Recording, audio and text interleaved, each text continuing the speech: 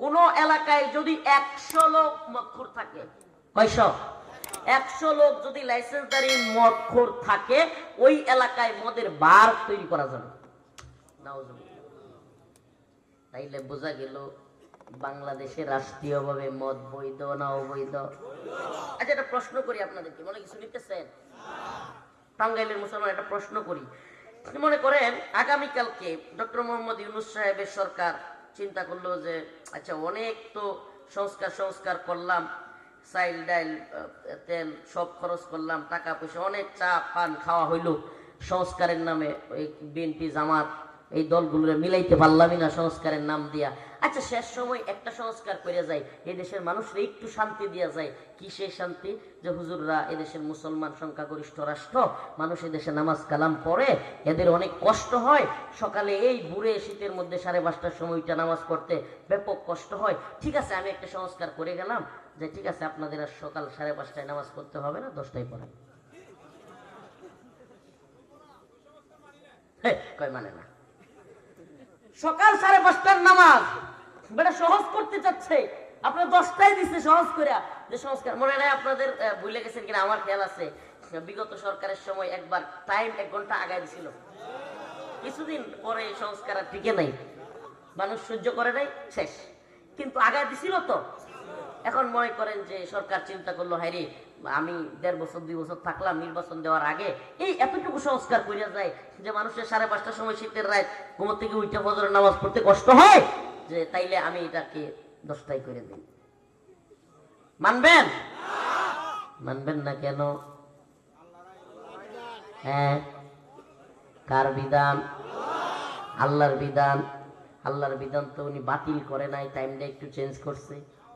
ফেব্রুয়ারি মার্চে গিয়া, এবারও রোজা ফেব্রুয়ারিতে শুরু হবে হয়তো 12-13 তারিখ, ফেব্রুয়ারির শেষ দিকে গিয়া অথবা মার্চের শুরুর দিকে গিয়া রমাদানের রোজার সময় গরম চলে আসবে, আবার কিছু কিছু গরম চলে আসবে। গরমের সময় কিন্তু সময় লম্বা হয়ে যায়। এখন ডক্টর মোহাম্মদ ইউনূস সাহেবের সরকার চিন্তা করলো যে ঠিক আছে মানুষের রোজা রাখতে কষ্ট হবে, 15-16 ঘন্টা হয়ে যাবে, তাইলে এই বছরের রোজাটা রমজানে না হয়ে শাবানে দিয়ে দিয়েই আর জানুয়ারিতে রোজাটা হয়ে যাক, শীতের মধ্যে মানুষের কষ্ট কম হইল। মানবেন? মুসলমান একটু গভীর মনোযোগ দিয়ে শুনতে হবে। রমাদানের রোজা সরকার বাতিল করতে বলে নাই, একটা মাস আগায়া দিচ্ছে আপনার আমার সুবিধার্থে। নামাজ 5:30টায় উঠে কষ্ট হয়, বাতিল করতে বলে নাই, 10টায় পড়তে বলতেছে আপনার আমার সুবিধার্থে। আপনি বলতেছেন মানবেন না, রোজা 1 মাস আগায়া দিলে আপনি মানবেন না, কি করবেন? টাইম মতো পড়বেন। এখন 5:30টার সময় মসজিদই খুলতো না, মসজিদ তালা, করোনার সময় মসজিদ তালা মারছিল না, মসজিদে কেউ ঢুকতে পারছিল।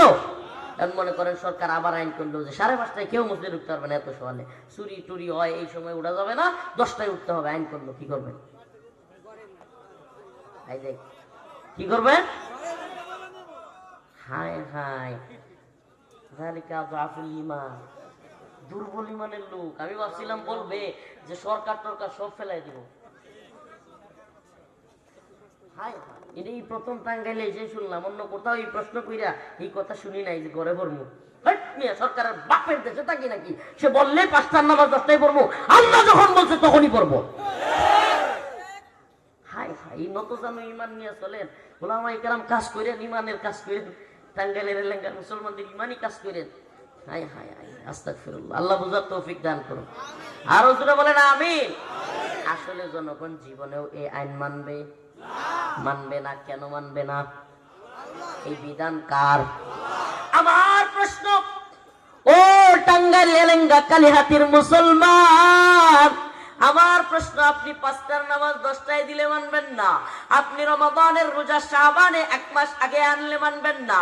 আপনাকে যদি বলা হয় মক্কায় গিয়ে হজ করতে, কাবা তাওয়াফ করতে কষ্ট হয়, লক্ষ লক্ষ টাকা খরচ হয়, অনেকে ইচ্ছা থাকলেও যেতে পারে না, কাবার আদলে ঢাকায় একটা ঘর কইরা বাংলাদেশে হজের ব্যবস্থা করা হলো, মানবেন? মানবেন না। কেন? কারণ আল্লাহর ঘরে যাওয়া কার বিধান? বলেন না, কার বিধান? 5:30টায় সূর্য উদয়ের আগে নামাজ পড়া কার বিধান? রমাদান মাসেই রোজা রাখা কার বিধান? তাইলে মদের লাইসেন্স হারাম, এইটা কার বিধান? সুদ হারাম, এইটা কার বিধান? ওরে আল্লাহ, 5টার নামাজ 10টায় নিব মানতেন না, কিন্তু সুদের ব্যাংক ঠিকই মানে। আফাতুমিনুনা, এই প্রশ্নটা করার জন্য এতক্ষণ ঘুরাইলাম। একটা প্রশ্ন আপনাদের মনে ঢোকানোর জন্য, আমি কি আসলে ইমানদার কিনা, আমি কি আসলে ইমানদার কিনা একটু ঢোকান। আমি আবারও প্রথম থেকে টানতেছি। আমার আপনাদের মনে আছে কিনা বলছিলাম যে নামাজ পড়াই মাকবুল ইবাদত। যদি নামাজ পড়াই মাকবুল, আল্লাহর কাছে গ্রহণযোগ্য ইবাদত হইতো, তাইলে ফজরের পরে পড়লেও সওয়াব হইতো না? হইতো না? রোজা রাখাই যদি মাকবুল ইবাদত হইতো, ঈদের দিন রোজা রাখলেও সওয়াব হইতো কি হইতো না? কিন্তু আগের আলোচনা আবারও টানতেছি, কিন্তু দেখা গেল ঈদের দিন রোজা রাখলে সওয়াব হওয়া যায় না, সওয়াব পাওয়া যায় না। সূর্য উদয়ের সময় নামাজ পড়লে সওয়াব পাওয়া যায় না। কেন? কারণ আল্লাহ নিষেধ করেছেন। ও মুসলমান ইমানদার, এই জায়গায় আমার প্রশ্ন, একটু খেয়াল করবেন যে আল্লাহ রাব্বুল আলামিন যেই বিধান দিয়েছেন নামাজের ক্ষেত্রে, আল্লাহ রাব্বুল আলামিন যেই বিধান দিয়েছেন রোজার ক্ষেত্রে, আমার আল্লাহ সেই একই কোরআনের বিধান দিয়েছেন সুদের ক্ষেত্রে। আমার আল্লাহ সেই একই কোরআনের ভিতরে মদের বিধান দিয়েছেন কি দেন নাই? রোজার বিধানও দিয়েছেন, হজের বিধানও দিয়েছেন, নামাজের বিধানও দিয়েছেন। মদ হারাম এই বিধান দিয়েছেন কে? তাইলে আমরা বুঝতে পারলাম ইবাদত কোন জিনিস। আল্লাহর হুকুম মানা। ইবাদত কি? আল্লাহর হুকুম মানা। আল্লাহ যখন পড়তে বলছে তখন পড়া, যখন নিষেধ করছে সেটা মানা, যেটা খাইতে বলছে সেটা খাওয়া, যেটা খাইতে নিষেধ করছে সেটা না খাওয়া, এটার নাম হলো ইবাদত। এটার নাম কি? আদি ইবনে হাতেব, আল্লাহ রাসূলের একটা হাদিস বলি, আদি ইবনে হাতেব তখনও তিনি মুসলমান হন নাই। আল্লাহ রাসূল সাল্লাল্লাহু আলাইহি ওয়াসাল্লাম উনি রুমে ঢুকতেছেন, ঘরে ঢুকতেছেন, মসজিদে ঢুকতেছেন। আল্লাহ রাসূল সাল্লাল্লাহু আলাইহি ওয়াসাল্লাম একটা আয়াত তিলাওয়াত করতেছেন, ইত্তাখাযু আহবারাকুম ওয়া রুহবানাকুম আরবাবান মিন দুনিল্লাহ।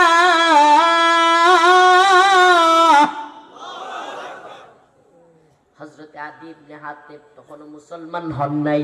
এই আয়াতের অর্থ হলো তারা তাদের আহবার রুহবানদেরকে, ইত্তাখাযু আহবারহুম ওয়া রুহবানাহুম আরবাবাম মিন দুনিল্লাহ, আল্লাহকে বাদ দিয়া তারা তাদের আহবার রুহবানদেরকে, ধর্মগুরুদেরকে, পণ্ডিতদেরকে, যাজকদেরকে প্রভু বানাইছে, রব বানাইছে।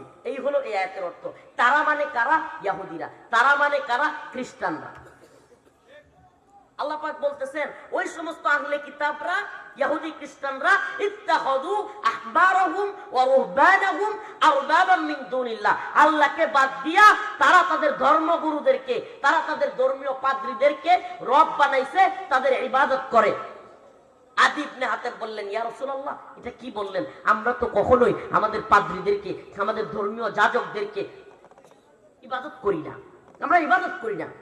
আল্লাহ রাসূল সাল্লাল্লাহু আলাইহি ওয়াসাল্লাম প্রশ্ন করলেন, হে আদি, তোমাদের পাদ্রীরা, তোমাদের ধর্মগুরুরা আল্লাহ যেই বিধানকে হারাম করেছেন সেটা যদি তোমাদের ধর্মগুরুরা বলে হালাল, তোমরা কি সেটা মানতে কি মানতে না? হযরত আদি ইবনে হাতেব বলেন, হ্যাঁ মানতাম। এবার আল্লাহ রাসূল বলেন, আদি, হে আদি, আল্লাহ পাক যেটা হারাম করেছেন সেটা যদি তোমাদের ধর্মগুরুরা বলতো হালাল, তোমরা কার কথা মানতে? ধর্মগুরুর কথা মানতাম। এবার হযরত রাসূলুল্লাহ সাল্লাল্লাহু আলাইহি সাল্লাম বলেন, আল্লাহ যেটা হালাল করেছেন সেটাকে যদি তোমাদের ধর্মগুরুরা বলতো হারাম, তোমরা সেটাও কার কথা মানতে? ধর্মগুরুদের কথা মানতাম। আল্লাহ রাসূল বলেন, ফাতিলকা ইবাদাতুহুম ইয়াহুম, এই যে আল্লাহর হুকুম বাদ দিয়া এই ধর্মযাজকদের কথা মানতা, এইটাই আল্লাহকে বাদ দিয়া ওই পাদ্রীদের ইবাদত করা।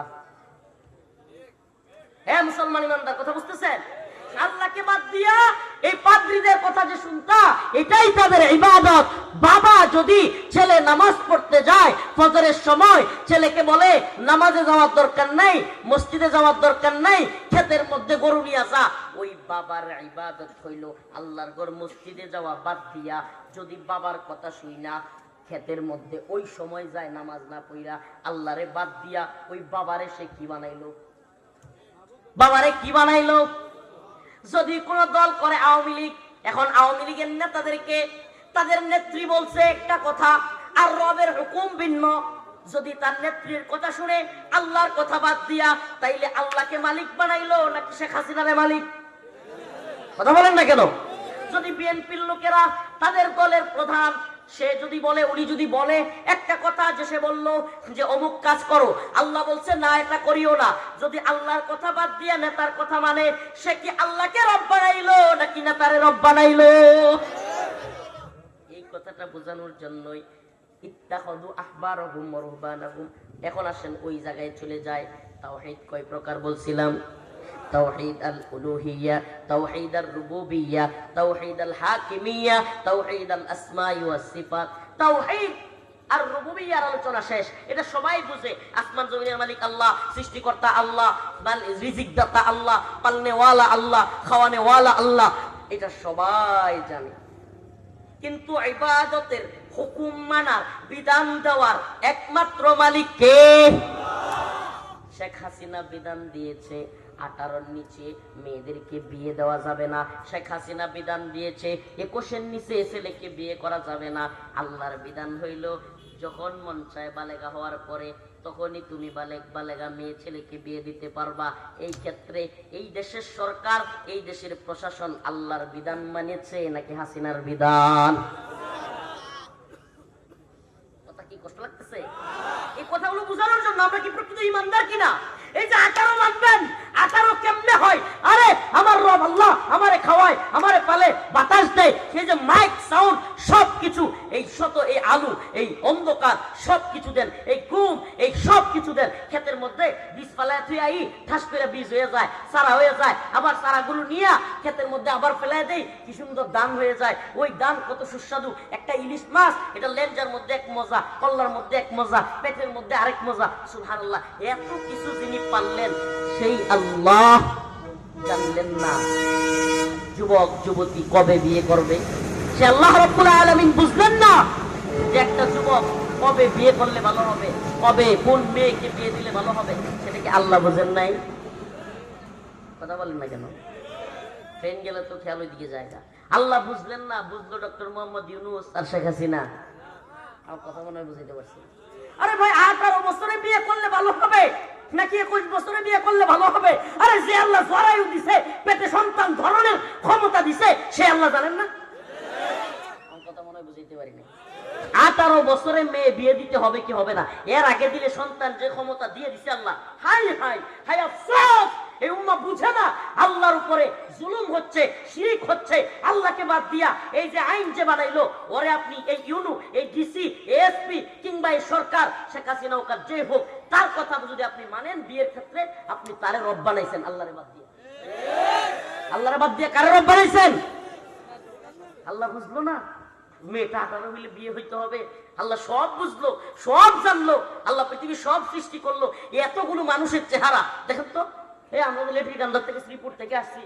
নুরুল আমিন ভাই দেখেন তো, নুরে আলম ভাই, রিপন ভাই, একটা লোকের চেহারার লোকের লেট্রিকান্দা শ্রীপুরের চেহারা মিলেনি।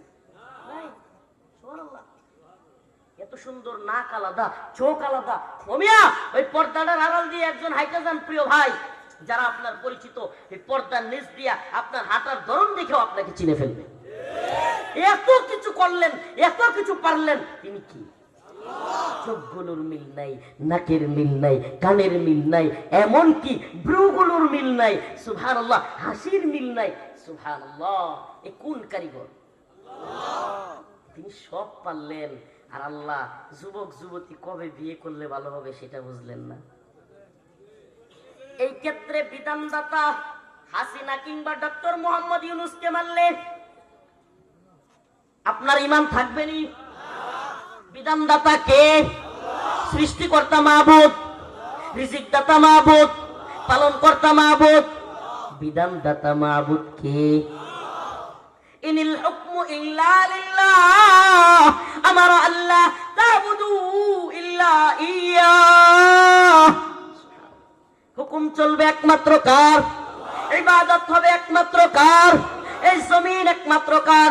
আন্নাল আরদ ওয়ারিসুহা ইবাদিয়াস সালিহুন। জমিনের একমাত্র অধিপতি কে? তাইলে জমিনওয়ালার বিধান জমিনে চলবে না। আফসোস। কয় কি? কয় হুজুর কম বয়সে বিয়ে শাদী হইলে আপনারা তো বুঝেন না, আপনারা মৌলবাদী মানুষ, আপনাদের জ্ঞান হলো সীমিত, করবেন আপনারা কি বুঝবেন? অল্প বয়সে বিয়ে হইলে মেয়েদের ঘর থেকে সন্তান হলে পুষ্টির অভাব হয়, অল্প বয়সে বিয়ে হইলে মেয়েদেরকে বিয়ে শাদী ম্যাচুরিটি আসে না, সংসার করতে পারে না, তারপরে এই বাচ্চাদের পুষ্টি কম হয়, মেধা কম হয়। শেখ মুজিবুর রহমান বাংলাদেশের, তিনি শেখ হাসিনার আম্মাকে বিয়ে করছেন, শেখ ফজিলাতুন নেসাকে, মাত্র 9 বছরে। কয় বছর? শেখ হাসিনার মেধা কম হয়েছে, পুষ্টির অভাব হয়েছে, হ্যাঁ কথা কয় না। এই একটু গুগল আছে, প্রোগ্রাম শেষ করে সার্চ দিয়ে দেখে নিন। শেখ হাসিনার আম্মাকে শেখ মুজিবুর রহমান কত বছর বয়সে বিয়ে করছে একটু মিলায় নিয়েন। পুষ্টির অভাব পড়ছে, মেধার অভাব হয়েছে। কি মেধা ছিল? 17 বছর, বুঝছেন না? বুঝছেন না? 17 বছর। তাইলে কোন যুক্তি এটা? খোরা যুক্তি, খোরা যুক্তি। আরে আমার রসুল, আমার হাবিবের বিয়েকে নাউজুবিল্লাহ শাতেমরা, নাস্তিকরা, মুরতাদরা যেই বিষয়ে আল্লাহ রসুলকে সবচাইতে বেশি কষ্ট দেয়, যেই বিষয়ে মুসলমানদেরকে সবচাইতে বেশি কষ্ট দেয়, এটা হলো আম্মাজান আয়েশা রাদিয়াল্লাহু আনহাকে ছোটবেলায় বিয়ে করা। ঠিক কি ঠিক না? আচ্ছা বলেন না, আকায়ে নামদার, তাজদারে মদিনা, সরদারে দো আলম, আমার রবের সবচাইতে প্রিয় হাবিব, প্রিয় বন্ধু, তিনি বুঝলেন না কত বয়সে বিয়ে করলে ভালো হবে? সুবহানাল্লাহ বলবেন। আবার আরেকটা কি কয়, যে একটা হলেই ভালো হয়, দুইটার বেশি আর নয়। এই স্লোগান আমরা শুনি নাই? আপনাদের গায়ে লাগতে পারে কারো কথা, কিচ্ছু যায় আসে না আমার। আমি ইমানের পক্ষে কথা বলবো, এই আইনগুলো শুধুমাত্র বিগত সরকারের আমলে নয়, সব সরকারের আমলে ছিল। প্রত্যেকের সমালোচনা করতেছি, আমি বলতে চাচ্ছি, এদের চোখে আঙুল দিয়ে দেখাইতে চাচ্ছি, তোমাদের বিধানের চাইতে আমার রবের বিধান অনেক বেশি শক্তিশালী। আমরা একমাত্র বিধান মানি কার? এই জিনিসটা বুঝাইতে চাচ্ছি, যে বলতেছে একটা সন্তান হলে ভালো হয়, দুইটার বেশি বলতো। কি বলতো না? স্লোগান শুনেন নাই নাকি? আমি নতুন ডেলিভারি দিছি, স্লোগান শুনছেন না শুনেন নাই? একটা হলে দুইটার বেশি। একই জায়গায় উদাহরণ দিই, তাইলে তো শেখ রাসেল এদের জন্য কান্নাকাটি করা বৃথা, কারণ 2 জনের পরে তো আর হইতো না। আমি নিজেও নাই, আমার আরো অনেকেই নাই হয়ে যাবো গিয়া, নাউজুবিল্লাহ। এই ষড়যন্ত্রগুলো, এগুলো আওয়ামী লীগ বিএনপির না, এই ষড়যন্ত্রগুলো ইহুদিবাদী, হিন্দুত্ববাদী এবং ইসরায়েল জায়নিস্টদের এবং সারা পৃথিবীর কুফফার জোটের ষড়যন্ত্র, যে মুসলমানদের সন্তান কম হোক, মুসলমানদের সন্তানদের বিয়ের কম হোক, জিনা ব্যভিচার বেশি হোক, এতে কি হবে? মুসলমানদের সংখ্যা কম হবে। যারা সন্তান বেশি হবে, এতে করে কি হবে? মুসলমানদের সমাজ ব্যবস্থা নষ্ট হবে, মুসলমানদের ঈমান আকীদা ধ্বংস হবে। মুসলমান ইমানদার, তাইলে বিধান মানব কার? বলেন কার? মদের লাইসেন্স রাষ্ট্র দিয়েছে, এটা আমরা মানি। পতিতালয়ের লাইসেন্স দিয়েছে, এটা আমরা মানি। ওই যে একটা কথা বলছিলাম মনে আছে, অনেকে কষ্ট নিয়েছিল, অনেকে রাগ করেছিল, ওই যে কথাগুলো গাজীপুর বোটবাজার এক মাহফিলে বলেছিলাম, যেই কারণ দেখায় আমাদেরকে গ্রেফতার করা হয়েছে আমাকে, কিন্তু আসলে এই কারণে গ্রেফতার করা হয় নাই। গ্রেফতার করা হয়েছিল মোদী বিরোধী আন্দোলন করবার কারণে, কিন্তু ফোকাস দেওয়া হয়েছিল যে আমি প্রধানমন্ত্রীকে বলছি কসুর প্রধানমন্ত্রী মানি না, এই কথা দেখায় গ্রেফতার করাইছে। মূলত মূল উদ্দেশ্য ছিল মোদী বিরোধী আন্দোলন। তবুও যেটা দেখাইছে ওই বক্তব্য কিন্তু কাট করছে। মূল বক্তব্য কি ছিল? যদি কেউ ইসলামের বিরুদ্ধে যায়, যদি কেউ আল্লাহর বিরুদ্ধে যায়, যদি কেউ কোরআনের বিরুদ্ধে যায়, সে আমার ভাই হোক, সে আমার বাবা হোক, সে আমার নেতা হোক, সে আমার মেম্বার হোক, চেয়ারম্যান হোক, এমপি হোক, মন্ত্রী হোক, প্রধানমন্ত্রী হোক, রাষ্ট্রপতি হোক, আল্লাহর বিরুদ্ধে, নবীর বিরুদ্ধে, কোরআনের বিরুদ্ধে আমি কাউকে মানি না। আমারে বলেন, আগের দুগুলো কাট করে দিয়া শেষ অংশ যদি রাখে, তাইলে পূর্ণ বক্তব্য কি বোঝা যাবে? আচ্ছা আমারে বলেন, যারা আমাদেরকে জেলে নিল, রিমান্ডে নিল, নির্যাতন করলো, নিপীড়ন করলো, এরা কি বলতে চায়? যে আমরা এই কথা বলতে পারবো না যে আমরা ইসলামের বিরুদ্ধে গেলে, আল্লাহর বিরুদ্ধে গেলে, কোরআনের বিরুদ্ধে গেলে কাউরে মানি না, প্রধানমন্ত্রীরও মানি না। তাইলে কি বলতে হবে? যে আপনি আল্লাহর বিরুদ্ধে যান, নবীর বিরুদ্ধে যান, কোরআনের বিরুদ্ধে যান, তবু আমরা আপনারা মানি। আমরা কি কথা বলবো? তাইলে আপনাকে যখন একটা কথার কারণে জেলে নিবে, রিমান্ডে নিবে, বোঝা যায় না যে এর উল্টাটা? কথা বলেন না কেন?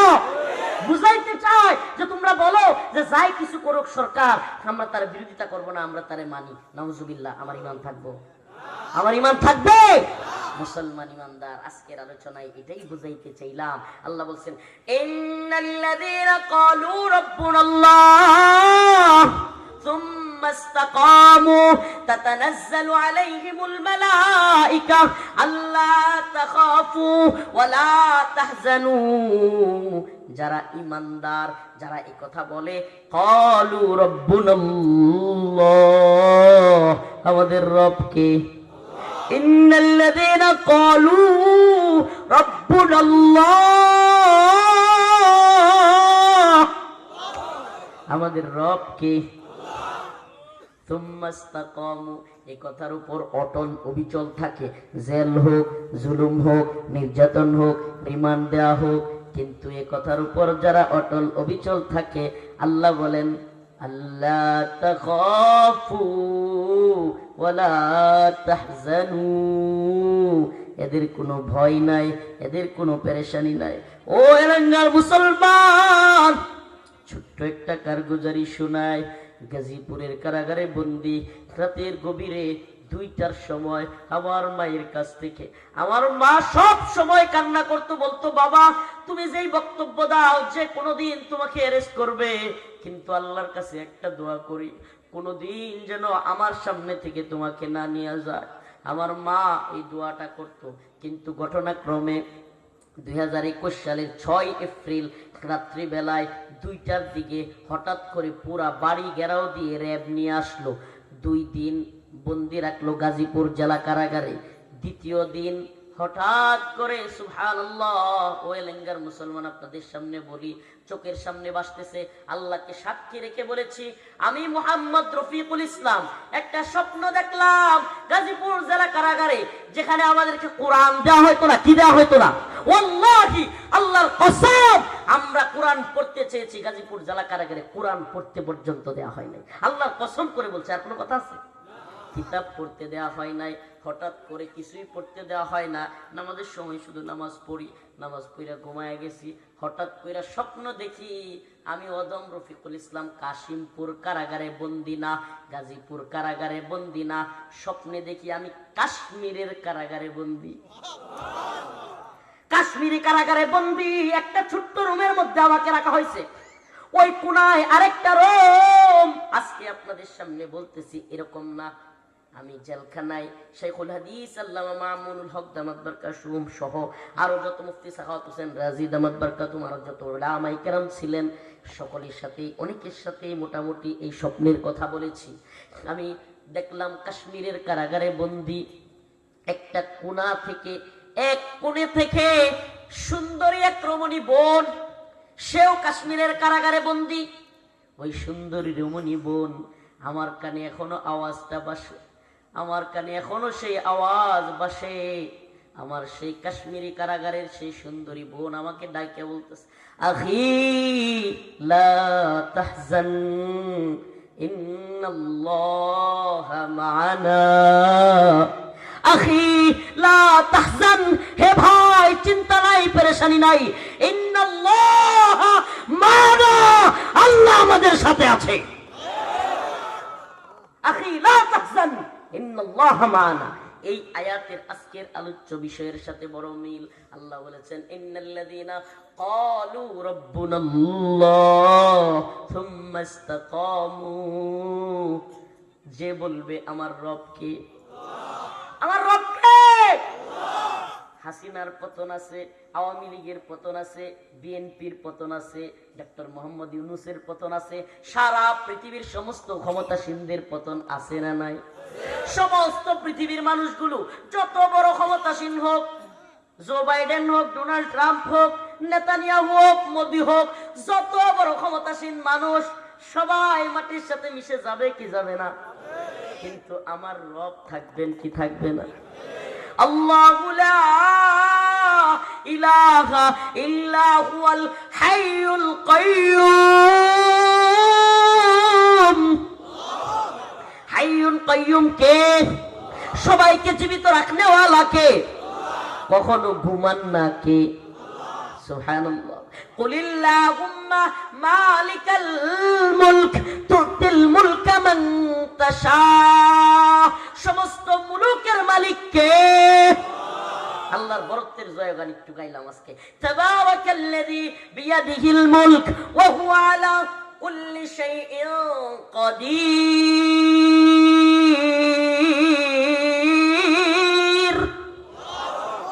সমস্ত শাইয়ের মালিক কে? তুতিল মুলকা মান তাশা। আল্লাহ বলেন আমি যারে মনে চাই একটু ক্ষমতা দেই। সুবহানাল্লাহ। আমি যারে মনে চাই কি করি? একটু ক্ষমতা দেই। ক্ষমতা একটা পরীক্ষা। ক্ষমতা কি? বলেন না, ক্ষমতা কি? পরীক্ষা। আল্লাহ বলেন এমন পরীক্ষা, ওয়া তানজিউল মুলকা মিম্মান তাশা। যখন জুলুম করে, বাহাদুরি করে, বলে আমি অমুকের বেটি, আমি পালাই না, আল্লাহ কয় তুই পালাবি না, তোর 14 গোষ্ঠী পালাবে। ওয়া তানজিউল মুলকা মিম্মান তাশা। মন চাইলেই ক্ষমতা কাইরা নেই, রান্না করা খাবার রাইকা পালায় যাইতে বাধ্য হয়। এটা করতে পারেন কে? তাইলে বর্তমানেও যদি কেউ জুলুম করে, ক্ষমতার দাম্ভিকতা দেখায়, অহংকার করে, মানুষের উপর জুলুম নির্যাতন করে, তার ক্ষমতাও কাইরা নিতে পারেন কে? বলেন না, নিতে পারেন কে? কারো উপরে জুলুম করব, নির্যাতন করব, আমি তো বলি সাবধান, কারো উপরে জুলুম করিয়েন না, কারো উপরে জুলুম করিয়েন না। আলেম উলামাদের এই নির্যাতন, এই চোখের পানির কারণে একজনের পতন হয়েছে কি হয় নাই? অবশ্যই অবশ্যই। যদি আবারও কেউ জালিম হওয়ার রূপ ধারণ করে, আমার আল্লাহ আছে না নাই? বলেন আছে না নাই? আল্লাহ তাআলা ছাড় দেয় কিন্তু ছেড়ে দেয়। আল্লাহ কি করে? ছাড় দেয়। ওই যে গুড়ি আছে না, গুডি উড়াইছেন না, গুড্ডি যে মালিক, সে কি করে? উঠতে থাক উঠতে থাক উঠতে থাক, যখনই সময় হয়। সুবহানাল্লাহ। এই গুড়ির মালিক, এই হায়াতের গুড়ির মালিক, যখন মন চাইবে টান মারবে। কত বড় বড় পাওয়ারফুল মানুষ আছে পৃথিবীতে। তাইলে সুপার পাওয়ার কি America? Super power Bharat? Super power Donald Trump?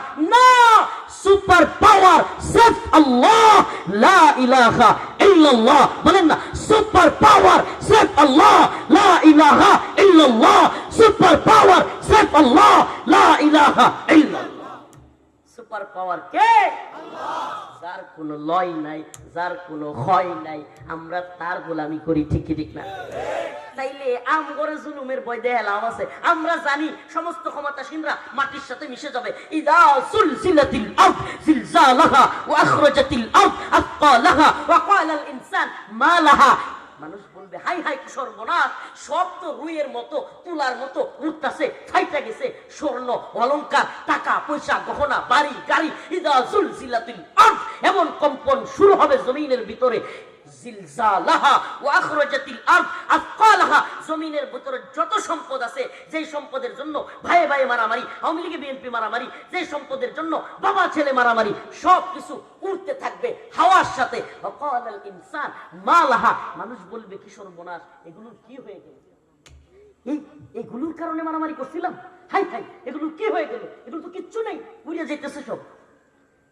ওই বিচার দিবসের, কিয়ামত দিবসের মালিক কে? আল্লাহ। তাইলে ওই আল্লাহর ভয়, ওই আল্লাহর গোলামি আমরা যারা করি, এই মাটির সাথে পচা গলা মিশা যাওয়া যারা, যাদের নাপাকি পানি থেকে জন্ম, আবার মইরা গেলে গা হাই হাই যত বড় নেতা নেত্রী হোক, একদিনের উপরে আর রাখতে চায় না। হাই হাই হাই, ও মানুষ, ও মানুষ, ও উম্মাহ, ও মুসলিম, ও প্রিয় ভাই, চিন্তা করেছো কি কখনো কিসের দাম্ভিকতা, কিসের অহংকার, কিসের ক্ষমতা, কিসের পাওয়ার? তুমি কি চিন্তা করেছো কখনো? তুমি এমন একটা পানি দ্বারা সৃষ্টি, যেই পানিটা বের হইলে গোসল করতে হয়, যেই পানিটা শরীরে লাগাইলে কেমন জানি লাগে, সরাইয়া দেয় সবাই, মুছে ফেলে কাপড় দিয়ে। আর যেই মৃত্যুর পরে তোমার আশপাশে কেউ যাইতে চায় না, আবার যখন